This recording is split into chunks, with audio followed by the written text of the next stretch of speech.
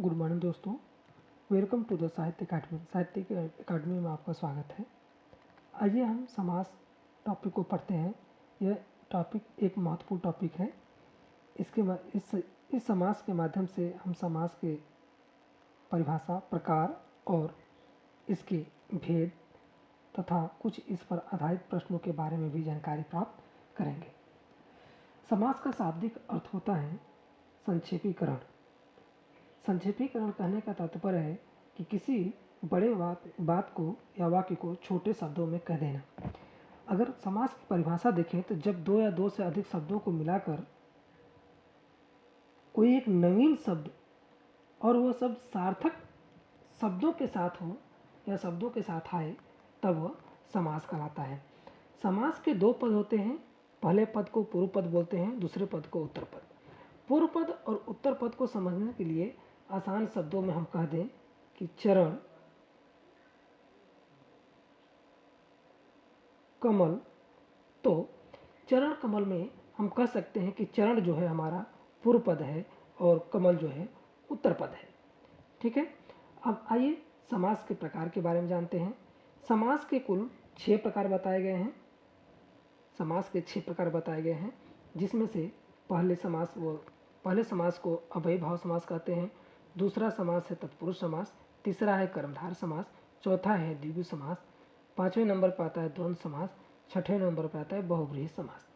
ठीक है। आइए अब एक एक करके सभी समास के बारे में अच्छी तरीके से जानकारी प्राप्त करते हैं। अव्ययीभाव समास किसे कहते हैं, तो आइए परिभाषा के माध्यम से जानते हैं। जिस समास के पूर्व पद अव्यय हो उसे अव्ययीभाव समास कहते हैं। और अव्ययीभाव समास की एक महत्वपूर्ण पहचान है कि वह क्या उपसर्ग से बनते हैं, इनके वाक्य छोटे होते हैं तथा पहला पद जो है संज्ञा या विशेषण होता है। आइए अब हम कुछ उदाहरण के माध्यम से समझते हैं। जैसे में भरपेट जो शब्द है, भरपेट में भर जो है उपसर्ग से है और पेट भरकर इसके समासिक विग्रह है। हमने अव्ययीभाव समास में पहले ही बताया आपको कि अव्ययीभाव समास में उपसर्ग से बनते हैं, वाक्य छोटे होते हैं और पहला पद संज्ञा या विशेषण होता है। तो इसमें देखिए भरपेट जो है, भरकर जो शब्द एक उपसर्ग से है, अर्थात पेट भरकर। ऐसे ही हर रोज में हर जो है उपसर्ग है और इसका समासिक विग्रह रोज है। ऐसे हाथों हाथ में हाथ उपसर्ग है और उपसर्ग धातु से बन करके उपसर्ग लग करके एक नए समासिक विग्रह समास बन रहा है, जिसे हाथों हाथ कहते हैं। ऐसे प्रतिदिन में प्रति जो है एक उपसर्ग है और इसका समासिक विग्रह है दिनों दिन। ऐसे बेशक है, बेशक में बे शब्द जो है उपसर्ग से बना हुआ है और इसको शक के बिना कहते हैं।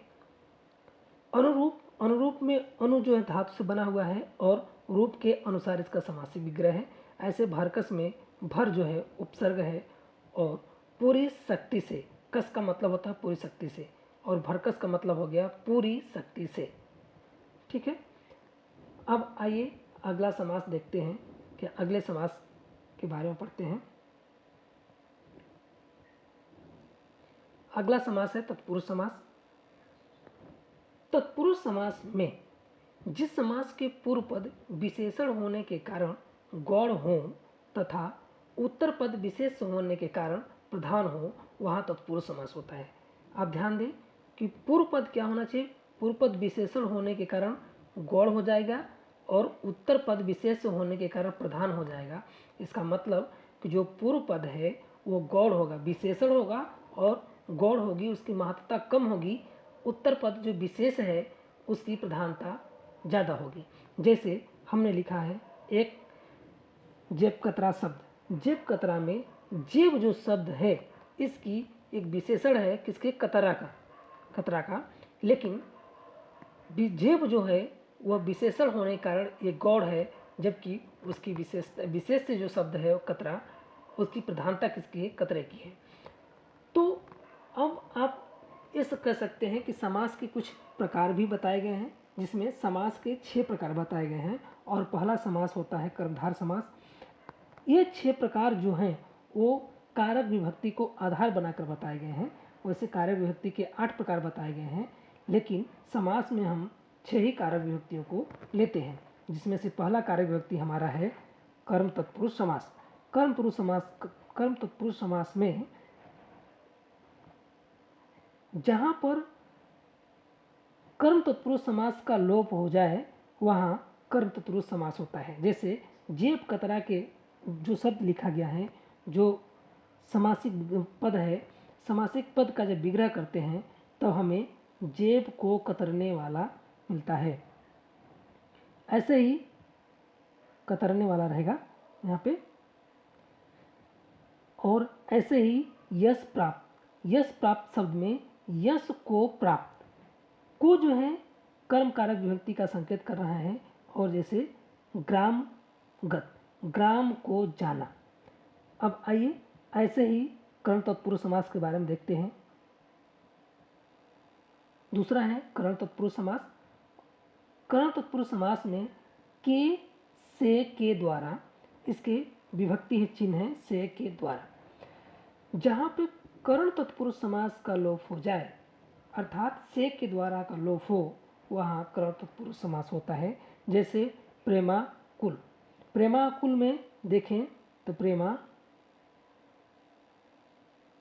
कुल, इसका जब विग्रह करते हैं तो होता है प्रेम से आकुल। ठीक है, इसे बोलते हैं प्रेमाकुल। इसे रेखांकित, रेखा से अंकित, रेखा से अंकित। इसी तरह गुणयुक्त, गुण से युक्त। ठीक है, ऐसे ही अगला समास आता है संप्रदान समास, संप्रदान तत्पुरुष समास, जिसमें संप्रदान तत्पुरुष समास में जहाँ पर संप्रदान कारक विभक्ति का लोप हो जाए अर्थात के लिए विभक्ति का लोप हो, उसे संप्रदान तत्पुरुष समास कहते हैं। जैसे रसोई घर में देखिए, हम रसोई घर को अगर समासिक विग्रह करते हैं तब पाते हैं रसोई के लिए घर, और इसी शब्द को छोटे में हम कह देते हैं रसोई घर। ऐसे ही माल गोदाम, माल के लिए गोदाम, माल के लिए गोदाम। वैसे देशभक्ति, देश के लिए भक्ति। अब अगला आता है चौथे नंबर पे अपादान तत्पुरुष समास। अपादान तत्पुरुष समास में जहाँ पर अपादान तत्पुरुष समास विभक्ति का लोप हो जाए या जहाँ पर अपादान कारक चिन्हों का लोप हो जाए वहाँ अपादान तत्पुरुष समास होता है। जैसे कर्महीन। अब कर्महीन में कर्म से हीन जो है इसकी विग्रह है। से जो है यहाँ पे कर्महीन के बीच में जो से है वह से लुप्त है। जैसे सेवा मुक्त, सेवा मुक्त शब्द में विभक्ति करने पर से आ रहा, सेवा से मुक्त, और इनके दोनों बीच में से जो है लुप्त है। वैसे नेत्रहीन, नेत्र में नेत्र से हीन, इसकी समासी विग्रह है। वैसे ही देखो संबंध तत्पुरुष समास में, संबंध तत्पुरुष समास में जहाँ संबंध तत्पुरुष समास या संबंध विभक्ति का लोप हो वहाँ संबंध तत्पुरुष समास होता है। जैसे में का, के, की, ये संबंध तत्पुरुष समास के चिन्ह होते हैं। अब आप देखेंगे कि संबंध तत्पुरुष समास में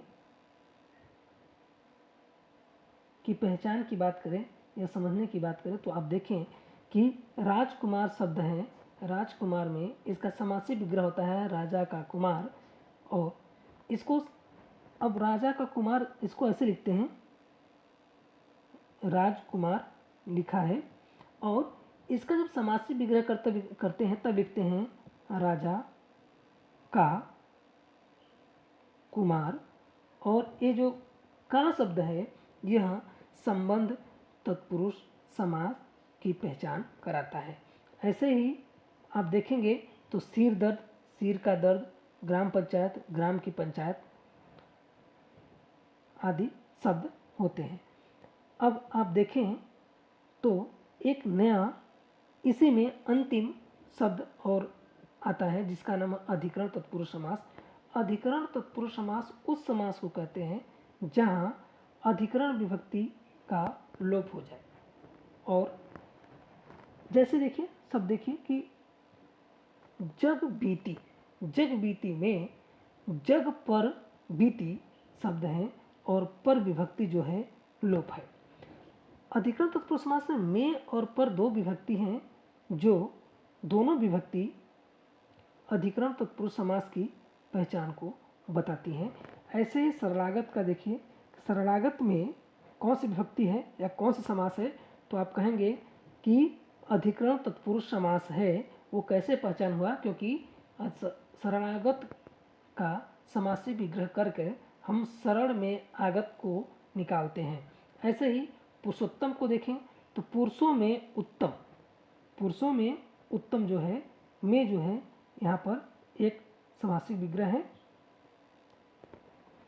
अब अगला समास आता है कर्मधार समास। कर्मधार समास को बहुत ही बारीकी से समझने की जरूरत होती है, क्योंकि यह एक समास ऐसा है जो इसके समासी विग्रह कुछ इस तरीके से पेपर में लिखे जाते हैं या परीक्षा में एग्जामिनर पूछता है, जिससे वह बहुव्रीहि समास भी लगता है, कर्मधार समास भी लगता है, और कभी कभी वो आपको द्वंद्व या द्विगु समास में भी आपको डाल देता है। तो समझने की बात है कि आप कर्मधार समास को बड़े ही ध्यान से समझें। आइए समझते हैं कि जिस समास का पूर्व पद प्रधान हो और पूर्व पद का उत्तर पद पर विशेषण विशेष अथवा उपमेय उपमान का संबंध हो, वहाँ कर्मधार समास होता है। अब नोट में हमने लिखा है कि जो है जो के समान, ये दो कर्मधार समास की पहचान है। जब आप कर्मधार समास की विभक्ति करेंगे तो विभक्ति में है जो के समान आपको देखने को मिलेगा, और इससे यह पता चलता है कि यह कर्मधार समास की पहचान है। जैसे हमने लिखा चरण कमल, चरण कमल में अगर देखें तो कमल के समान चरण, कमल के समान चरण। ऐसे ही नील गाय में अगर पूछ दिया जाए नील गाय किसका उदाहरण है, तो आप कहेंगे कर्मधार समास का है। वो कैसे है, तो इसका समास विग्रह देख लीजिए कि नीली है जो गाय, अर्थात नील गाय। अब देखिए महात्मा, महान है जो आत्मा।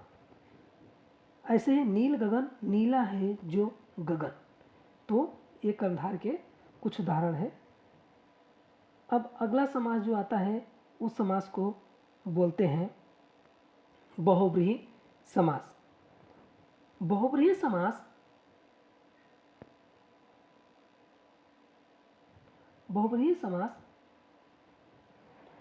का पहला पद जो होता है संख्यावाचक होता है, और समस्त पद में समूह या समाहार की बात की जाती है। देखिए लिखा गया है कि पहला वह समास जिसका पहला पद संख्यावाचक विशेषण होता है और समस्त पद किसी समूह या फिर किसी समाहार का बोध कराता है, तो वहाँ द्विगु समास कराता है। इसका मतलब द्विगु समास में पहला पद संख्यावाचक होगा और दूसरा पद यानी उत्तर पद बोलते हैं, दूसरे पद को उत्तर पद बोलते हैं, और उत्तर पद का पूरा समाहार या समूह की बात करेगा। जैसे चारपाई को देख लीजिए, चारपाई शब्द में चार जो है ये संख्यावाचक है, लेकिन जो पाई शब्द है, पाई पूरे समूह या समाहार की बात कर रही है, अर्थात चार पैरों का समाहार, चार पैरों का समाहार यह सही समासिक विग्रह होता है। ऐसे ही तिमाही देखिए, तिमाही में तीन जो है संख्यावाचक है और माहों का समाहार जो है, समाहार शब्द एक समूह या समाहार की बात कर रहा है। ऐसे ही तिरंगा देखिए, तिरंगा में तीन शब्द हैं, तीन रंग हैं और संख्या में तीन है, लेकिन रंगों का समूह जो है एक विशेष अर्थ दे रही है, जिसे तिरंगा कहते हैं। पंचतंत्र, पंचतंत्र में पांच तंत्रों का समाहार, ठीक है। पंच क्या है, संख्या है, तंत्रों का समाहार, पूरे समूह की बात हो रही है। ऐसे ही अगला अब समास आता है द्वंद्व समास। द्वंद्व समास में आप देखेंगे तो द्वंद्व समास में दोनों पद प्रधान होते हैं। मैंने बताया था आपको दोनों पद क्या होते हैं, प्रधान होते हैं, और विग्रह करने पर उनके बीच में तथा, या, अथवा, एवं और ऐसे शब्दों का प्रयोग होता है, वहाँ द्वंद्व समास होता है। जैसे देख लीजिए, अन्न और जल, अन्न अथवा जल, कृष्ण अर्जुन, कृष्ण और अर्जुन, ऐसे दिन और रात, दिन रात, सीता तप, शीत या आतप। अब कुछ शब्द ऐसे भी लिखे जाते हैं कि एक शब्द लिखता हूं गौरी, गौरी शंकर। देखिए, गौरी शंकर। अब द्वंद्व समास में यह बताया जाता है कि जहां दोनों शब्दों के बीच में उत्तर पद और पूर्व पद के बीच में, उत्तर पद इसे पूर्व पद बोलते हैं, इन दोनों के बीच में जब योजक चिन्ह आ जाए तो वहाँ द्वंद्व समास होता है। लेकिन नहीं, द्वंद्व समास में आप देखेंगे तो पूर्व पद और उत्तर पद जब अपना एक विशेष अर्थ देते हैं तभी वह द्वंद्व समास होता है और पूरा का पूरा दोनों पद की प्रधानता होगी। जैसे हमने एक नया शब्द लिखा था गौरी शंकर। गौरी में, गौरी अपने आप में एक पूर्ण है, पूर्ण अर्थ दे रहा है, किसी व्यक्ति का नाम है, और शंकर भी अपने आप में एक पूर्ण अर्थ दे रहा है, इसलिए गौरी शंकर भी एक तरीके से द्वंद्व समास का उदाहरण है। ऐसे ही और नवीन शब्द भी हैं। अब अगला समास है बहुब्रीहि समास, और यह बहुब्रीहि समास अंतिम समास है, जो समास के कुल 6 भेदों में से अंतिम भेद बताया जाता है। बहुब्रीहि समास की एक विशेषता है कि वह दोनों पद उसके क्या होते हैं, अप्रधान होते हैं। दोनों पद क्या होते हैं, अप्रधान होते हैं, किंतु दोनों पद को मिला करके या दोनों पद अप्रधान होने के बाद कोई तीसरे पद की प्रधानता को बताते हैं, वह बहुब्रीहि समास कहलाता है। क्या होता है, बहुब्रीहि समास कहलाता है। ठीक है।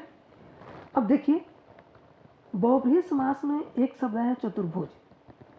चतुर्भुज शब्द को देखें तो 4 है भुजाएं जिसकी, अर्थात विष्णु। अब आपने एक समास पढ़ा था जिसको बोलते हैं द्विगु समास, और द्विगु समास में भी पहला पद क्या था, संख्यावाचक होता है। पहला पद क्या होता है, संख्यावाचक। पहला पद क्या होता है, संख्यावाचक होता है। बहुब्रीहि समास में भी पहला पद क्या है, संख्यावाचक है। देख लीजिए, है बहुत से शब्द ऐसे हैं जो बहुब्रीहि समास में संख्यावाचक दिखेंगे, लेकिन अगर आप इसे चतुर्भुज को देख करके आप कहें कि नहीं ये द्विगु समास है तो गलत है। इसको समास में, समास को समझने की या जानने की सबसे बड़ी विशेषता है कि जब उसके समासिक विग्रह को करके देखते हैं तब हमें पता चलता है कि सही समास कौन सा है।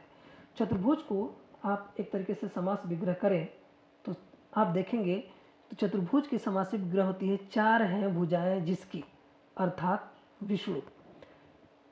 और बहुब्रीहि समास को पढ़ते वक्त आप जब देखेंगे तो हैं जिसकी, जिसका, जिसके, हैं के साथ लगा होता है। इसलिए बहुब्रीहि समास को पढ़ते वक्त हमें इन शब्दों को भी ध्यान देना होता है, पहचानना होता है, और कोई तीसरा अर्थ देता है। जैसे चतुर्भुज हमने शब्द कहा तो चतुर्भुज में 4 है भुजाएं जिसकी, हमने ये कहा और हमें मिला कि 4 है भुजाएं जिसकी अर्थात विष्णु। हमने एक नए शब्द को बोला जिसका नाम है विष्णु।